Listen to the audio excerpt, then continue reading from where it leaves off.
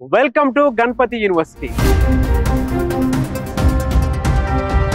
So ప్రస్తుతం నేను గుజరాత్ అహ్మదాబాద్ దగ్గరలో ఉన్నటువంటి గణపతి యూనివర్సిటీలో ఉన్నానండి. ఎవరైనా సరే ఇంటర్మీడియట్ పూర్తి చేసుకున్న తర్వాత బీటెక్ చేద్దాము అనుకునేటువంటి వాళ్ళకి గణపతి యూనివర్సిటీ అద్భుతమైనటువంటి అవకాశం కల్పిస్తోంది. మీరు నమ్ముతారా? ఈ యూనివర్సిటీకి ఒక సపరేట్ పిన్ కోడ్ ఉంది అని అంటే ఇండియాలో ఎక్కడా లేని విధంగా ప్రతి ఒక్క బీటెక్ స్టూడెంట్ కి అవకాశాలు కల్పిస్తోంది. లోకల్ గానే కాదు, గ్లోబల్ గా కూడా. అట్ ద సేమ్ టైం ఇక్కడ లైబ్రరీ చూసుకున్నా, ఫుడ్ ఫెసిలిటీ చూసుకున్నా, రెండు తెలుగు రాష్ట్రాల్లో ఏ విధమైనటువంటి ఫుడ్ ఉంటుందో ఇక్కడ కూడా ఆ విధంగానే ఫుడ్ ఉంటుంది అనమాట. వెజ్, నాన్ వెజ్ రెండు ఉంటాయి. అండ్ హాస్టల్ ఫెసిలిటీ కూడా ఏసీ రూమ్స్ ఉంటాయి. అండ్ ఇక్కడ ఉండేటువంటి క్లాస్ రూమ్ వాతావరణం కూడా అంతా ఏసీయే ఉంటుంది. మీరు ఎడ్యుకేషన్ సంబంధించినటువంటి లోన్ ఫెసిలిటీ ఉందా లేదా అనుకున్నటువంటి డౌట్స్ కూడా ఉంటాయి కదా, ఏ మాత్రం కూడా మీరు ఫీల్ అవ్వాల్సినటువంటి అవసరం లేదు. ఆ ఫెసిలిటీ కూడా ఉంది. టాప్ ర్యాంకింగ్ లో ఉన్నటువంటి యూనివర్సిటీ ఇది. నాక్ ఏ గ్రేడ్ కూడా ఉంది. లోపల ఏ విధంగా ఉందో నేను మీకు ఒక్కసారి చూపిస్తాను.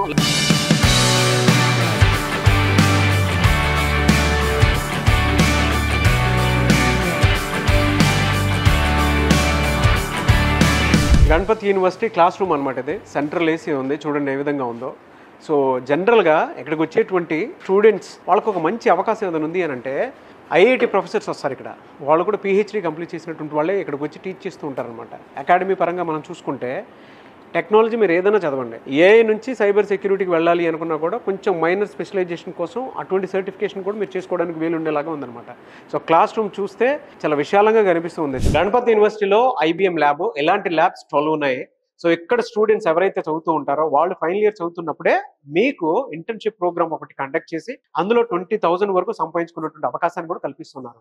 అండ్ ఇక్కడ మీరు ఒకసారి సర్టిఫికేషన్ ఐబిఎం నుంచి కనుక మీరు తీసుకున్నారనుకోండి, ఆ సర్టిఫికేషన్ ఇండియాలో ఎక్కడున్నా సరే, ఏ కంపెనీకి వెళ్ళినా సరే మీకు ఒక మంచి అవకాశాన్ని కూడా కల్పిస్తున్నారు అనమాట. ఇది ల్యాబ్.